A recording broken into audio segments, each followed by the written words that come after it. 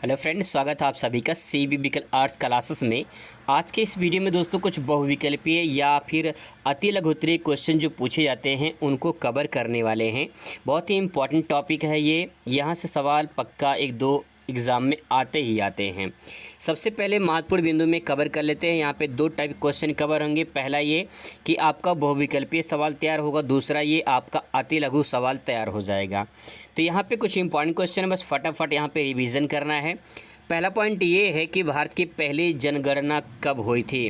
तो ध्यान रखेंगे 1872 में पहली जनगणना हुई थी और उस टाइम पे ब्रिटिश शासन का काल था और उस टाइम पे जो जनरल था, लॉर्ड जनरल, यानी इनका नाम था लॉर्ड मेयो। लॉर्ड मेयो के शासन काल में जो है 1872 में पहली जनगणना हुई थी। इसके बाद दोस्तों दशकीय जनगणना भारत में कब शुरू हुई, तो 1881 में जो है लॉर्ड रिपन शासन काल में जो है 1881 में दशकीय जनगणना यानी 10 साल बाद जनगणना शुरू हुई। हर साल मतलब कि हर 10 साल बाद जो है जनगणना होती है। तो दशकीय जो जनगणना है वो 1881 में लॉर्ड रिपन के शासनकाल में, ब्रिटिश शासन जब काल था उस टाइम पे इनके शासनकाल में जो है ये दशकीय जनगणना हुई थी। इसके बाद दोस्तों तीसरा जो पॉइंट है वो है भारत के सर्वाधिक जनसंख्या वाले राज्य कौन कौन से हैं। ये क्वेश्चन बहुत ही इंपॉर्टेंट है। तो पहला ध्यान रखेंगे यूपी, दूसरा महाराष्ट्र, तीसरा बिहार, चौथा पश्चिम बंगाल और पाँचवा जो है मध्य प्रदेश। इसको आप इस प्रकार से जो है ट्रिक के माध्यम से याद कर सकते हैं कि जो मेरी बीबी, ऐसे याद कर सकते हैं, मेरी बीबी जो है उपमा अच्छा बनाती है। ठीक है, मेरी बीबी उपमा अच्छा बनाती है, जो कि एमपी की रहने वाली है। तो अब ये है देखिए, उससे हो जाएगा यहाँ पे उत्तर प्रदेश। ठीक है, उससे उत्तर प्रदेश और माँ से हो जाएगा महाराष्ट्र। ठीक है, और बी से हो जाएगा बिहार, एक बी से बिहार हो जाएगा और दूसरी से बंगाल यानी वेस्ट बंगाल हो जाएगा और एमपी से मध्य प्रदेश हो जाएगा। तो आप इस प्रकार से ट्रिक से आप याद कर सकते हैं कि जो है मेरी बीबी उपमा अच्छा बनाती है। आप इस प्रकार से याद कर सकते हैं। तो आपको उपमा तो पहले ध्यान में रखना है। उपमा से उप में जो है उत्तर प्रदेश हो जाएगा और माँ से महाराष्ट्र हो जाएगा। ठीक है, ये दोनों ध्यान में रखना है। और तीसरा पॉइंट बिहार हो जाएगा और चौथा बंगाल हो जाएगा यानी पश्चिम बंगाल। ये 4 पॉइंट तो ध्यान में रखना ही रखना आपको। इसके बाद दोस्तों अगला पॉइंट यहाँ पे है 2011 में जो जनगणना हुई थी वो कौन सी जनगणना थी। तो आंसर होगा 15वीं जनगणना थी। अभी 2021 में जनगणना होना था, लेकिन 2021 में जनगणना कोरोना काल के कारण नहीं हो पाया है।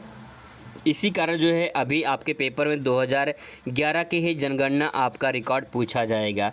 तो ध्यान रखेंगे 2011 में 15वीं जनगणना हुई थी। अगर वहीं पूछ ले क्वेश्चन कि स्वतंत्र भारत की पहली जनगणना, मतलब कि स्वतंत्र भारत की कौन सी जनगणना थी, तो ये स्वतंत्र भारत की 7वीं जनगणना थी।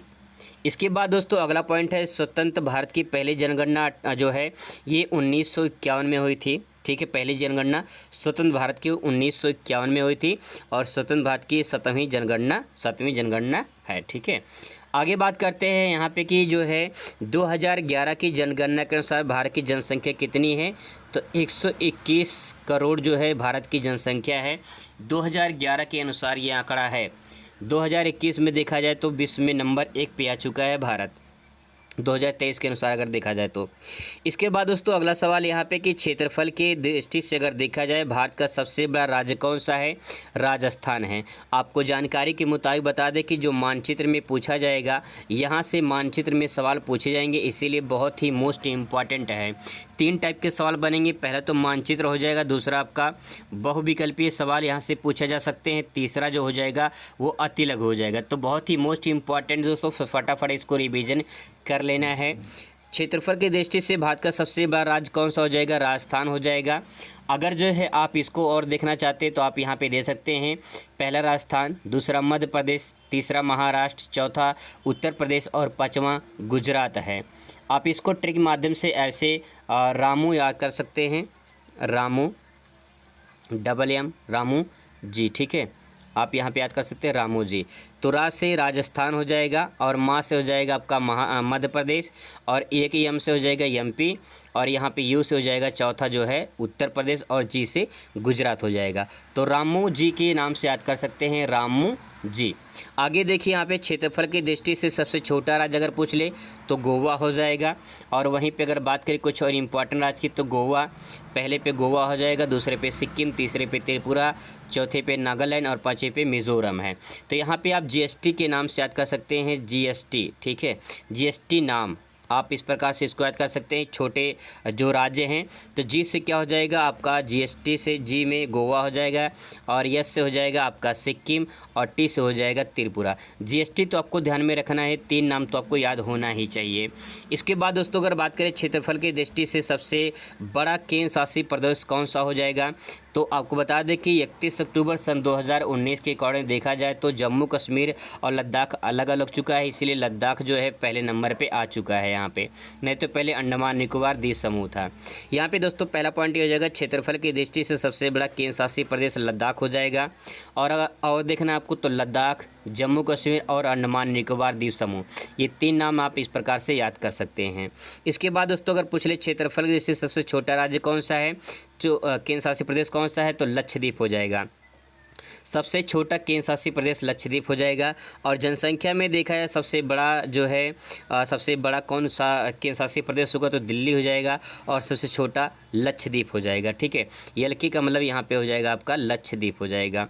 तो यहाँ पे पॉइंट ध्यान रखेंगे कि सबसे छोटा केंद्र शासित प्रदेश क्षेत्रफल में और सबसे छोटा केंद्र शासित प्रदेश जनसंख्या में, दोनों में लक्षद्वीप ही है, ये बात ध्यान रखेंगे। इसके बाद दोस्तों अगला प्रश्न यहाँ पे बहुत ही मोस्ट इम्पॉर्टेंट है, 12वां प्रश्न यहाँ पे देख लीजिए। भारत में सर्वाधिक जनसंख्या घनत्व वाले केंद्र शासित प्रदेश और राज्य दोनों। यहाँ पे दोस्तों अगर बात करें, क्वेश्चन कई बार रिपीट हुआ है, पूछा गया है बोर्ड पेपर में, तो सबसे ज़्यादा जनसंख्या घनत्व वाला राज्य बिहार है, इसके बाद पश्चिम बंगाल है, फिर तीसरे नंबर पे केरल है और चौथे नंबर पे यूपी है।